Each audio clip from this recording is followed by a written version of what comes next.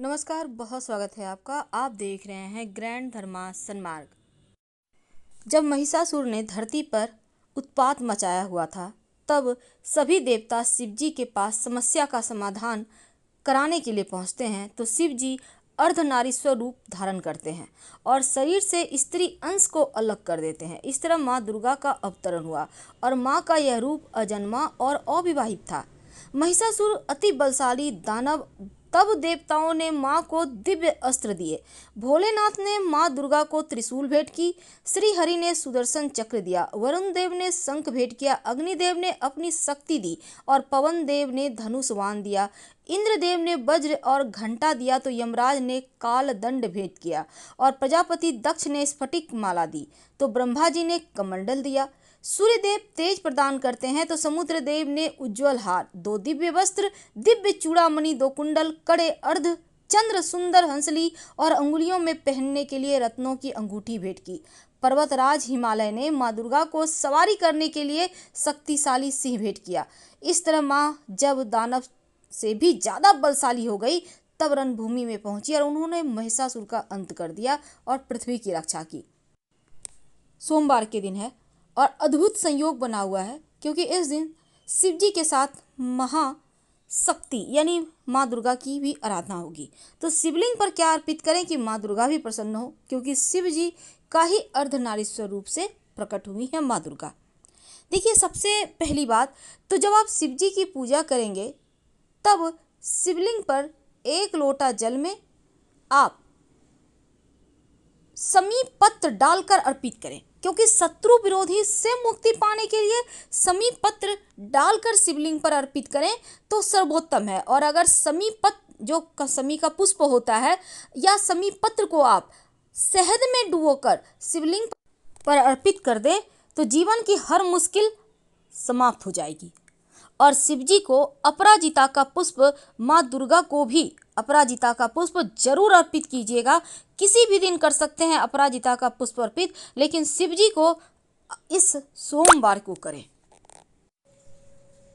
सोमवार के दिन भगवान शिव की आराधना करने से जीवन के सारे कष्ट ही मिट जाते हैं। चाहे वो कैसे भी कष्ट हो, जीवन की कैसी भी परेशानी हो, बाधाएं हो, उनसे आप बाहर आ जाते हैं। शिव जी की आराधना करने वाले को कभी भी जीवन में कोई भी ग्रह बाधा परेशान कर ही नहीं सकता। शिव जी पर तमाम तरीके के चीज़ें, वस्तुएं अर्पित की जाती हैं ताकि आपके जीवन के परेशानियों को दूर आप कर सके। जब संसार को बचाने के लिए शिव जी ने विष पिया था, तब विष जो पीने के बाद उनके कंठ में विष धारण करने के कारण असीम जलन हो रहा था, इसलिए शिव जी को दूध से अभिषेक किया ताकि उनको विष का असर उनके ऊपर कम हो। इसलिए शिव जी को दूध में मिश्री डालकर अर्पित करना चाहिए। ये आपके जीवन की हर मुश्किलों को समाप्त करेगा। लेकिन देखिए, तो इस बार नवरात्र का समय है और नवरात्र के दिनों में शिव जी को मनाने के विशेष प्रयोग किए जाते हैं। अब देखिए, अगर पति पत्नी में नहीं बनती हो तो सोमवार के बाद जो मंगलवार आएगा, तो इस दिन आप क्या करेंगे, शिव जी के मंदिर में जाइए। शिव जी के मंदिर में 5 देवी देवता रहते हैं, माँ दुर्गा, ब्रह्मा, विष्णु, महेश, गणेश जी। तो वहाँ पर जाकर एक पान का पत्ता और बटर ले जाइए, बटर यानी मक्खन। तो शिव जी के मंदिर में जाएं। पति पत्नी में नहीं बनती है या आप लोग दूर दूर रहते हैं, चाहते हैं करीब आ जाएं, तो आप शिव जी के मंदिर में जाइएगा। और अगर माँ दुर्गा का मंदिर हो तो बहुत अच्छा। तो मंदिर में जाने के बाद जो माँ पार्वती की मंदिर है, वहाँ पर जाकर आप एक पान के पत्ता पर थोड़ा सा बटर माँ पार्वती के सामने अर्पित कर दें और दूसरा पान पत्ता पर थोड़ा बटर रखकर माँ पार्वती के मंदिर के पीछे रख दें। अगर माँ दुर्गा को मंदिर है तो आप वहाँ पर भी कर सकते हैं। वैवाहिक जीवन की हर समस्या समाप्त हो जाएगी। सिर्फ मंगलवार के दिन ही किया जाएगा ये प्रयोग, क्योंकि सोमवार के हम बारे में बता रहे हैं, लेकिन ये बता देना अति आवश्यक है ताकि आप पहले से व्यवस्था कर सकें। सबसे पहली बात तो बट का वृक्ष यानी बरगद का पेड़ आपके घर के आसपास है, तो वहीं पर आपको जाना होगा। सोमवार के दिन ये प्रयोग करना है, लगातार 3 सोमवार करना है। 1 लोटा जल में 1 चुटकी पिसा हुआ चावल, 1 चुटकी हल्दी लेकर आप किसी भी बरगद के पेड़ के नीचे चले जाएं और वहाँ पर जल अर्पित करें और बटकेश्वर महादेव को प्रणाम करें। यानी जल अर्पित करना है जड़ में, लेकिन प्रणाम करना है बटकेश्वर महादेव को। इसके बाद थोड़ा सा जड़ उससे वहाँ पर से पेड़ से तोड़ कर ले आएं। अब इस जड़ को आप लाल धागे के सहारे बांधकर अपने पॉकेट में रख लें, पर्स में रख लें, अपने बैग में रख लें, या आप चाहें तो अपने व्यवसाय स्थल पर रख लें। आप चाहें तो गले या बाह में धारण कर सकते हैं। धन की मुश्किलें भी दूर होगी, कर्जों की समस्या से मुक्ति मिल जाएगी। आइए अब जानते हैं एक छोटा सा प्रयोग जो जीवन के सारे कष्टों को धर लेगा, दूर कर देगा। कई बार क्या होता है, शत्रु बहुत परेशान करते हैं, आप हार चुके होते हैं कि क्या करें, कैसे भगवान हम इस परेशानी से बाहर निकलें, कैसे हम तमाम बंधनों से मुक्त हो जाएं। इस मोह माया जाल में हम इस कदर फंस जाते हैं कि कभी कभी बहुत ज़्यादा उलझनें होती हैं, समझ में नहीं आता कौन अपना है कौन पराया, क्योंकि हर कोई हर किसी के साथ गेम खेल रहा होता है। लेकिन फिर भी हम उन्हीं रिश्तों को निभाना जानते हैं, क्योंकि हमारी परंपरा ही ऐसी है। तो चलिए अब हम जानते हैं सिंपल तरीके से कैसे दुश्मनों से मुक्ति पाएं। देखिए, आप किसी भी सोमवार को ये उपाय कर सकते हैं। आपको चाहिए होगा 11 काली मिर्च और थोड़ा सा कच्चा दूध। तो काली मिर्च को कूट कर उसका पाउडर बना लें, कच्चा दूध में मिलाकर इसको शिवलिंग पर अर्पित कर दें। ऐसा करने से शत्रु विरोधी शांत हो जाते हैं। यह प्रयोग 3 सोमवार लगातार कीजिएगा। तो चलिए अब जानते हैं कि शिवजी पर अपनी मन्नत को पूरी करने के लिए आप क्या अर्पित करें। तो सबसे पहली बात देखिए, जब आप शिवजी पर चावल अर्पित करते हैं, यानी याद रखिएगा टूटा हुआ चावल ना हो, कर्जों से मुक्ति मिलती है। और चावल से, पके हुए चावल से शिवलिंग का श्रृंगार करें तो मंगल दोष दूर होता है। जौ अर्पित करने से घर में सुख शांति रहती है, तो शिवलिंग पर आप जौ अर्पित कर सकते हैं। और फिर देखिए, अरहर की दाल भी अर्पित की जाती है। माना जाता है कि अगर शिवलिंग पर आप अरहर की दाल या अरहर के पत्ते अर्पित करें तो धन और ऐश्वर्य की कमी जीवन में कभी नहीं होती, दिन ब दिन बढ़ता ही चला जाता है।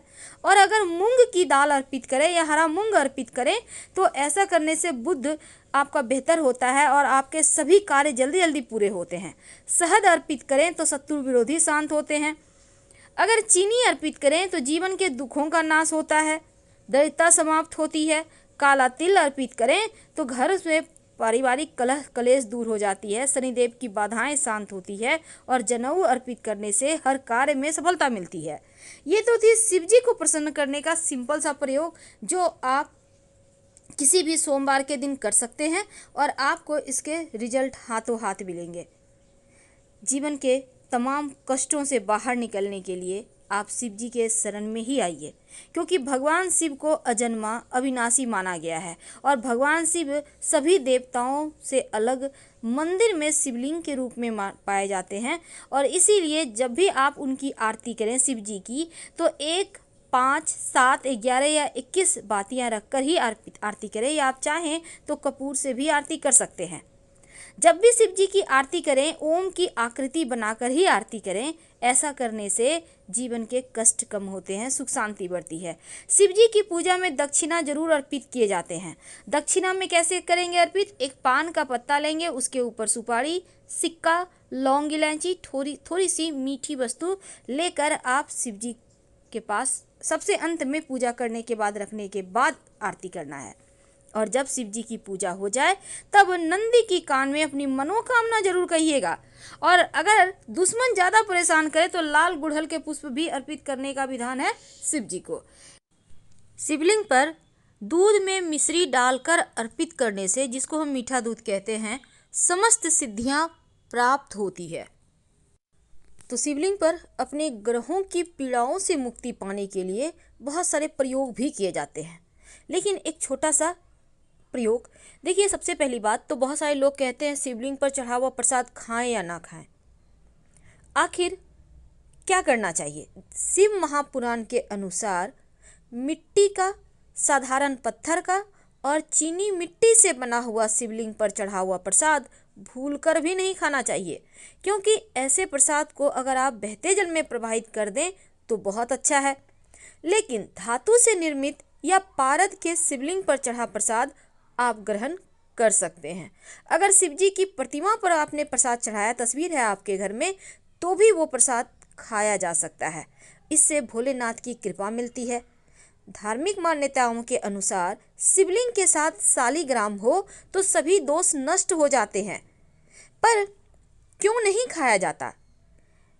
कहा जाता है अगर हम मान्यताओं की माने तो देवी देवताओं को चढ़ा हुआ प्रसाद खाने से सभी पाप नष्ट हो जाते हैं। लेकिन शिवलिंग पर चढ़ा हुआ प्रसाद, चूंकि शिवजी के मुख से चंडेश्वर नामक गण उत्पन्न हुआ था और माना जाता है शिवलिंग पर चढ़ा प्रसाद चंडेश्वर का भाग होता है, इसीलिए शिवलिंग पर चढ़ा हुआ प्रसाद ग्रहण करने की मनाही है। लेकिन शिव पुराण के अनुसार सभी शिवलिंग पर चढ़ा हुआ प्रसाद चंडेश्वर का भाग नहीं होता। इसीलिए आप पापों से मुक्ति के लिए आप प्रतिमा पर चढ़ा और पारद शिवलिंग पर चढ़ा हुआ प्रसाद, यहाँ तक कि आपके घर में जो तस्वीर है उस पर भी चढ़ा प्रसाद खा सकते हैं।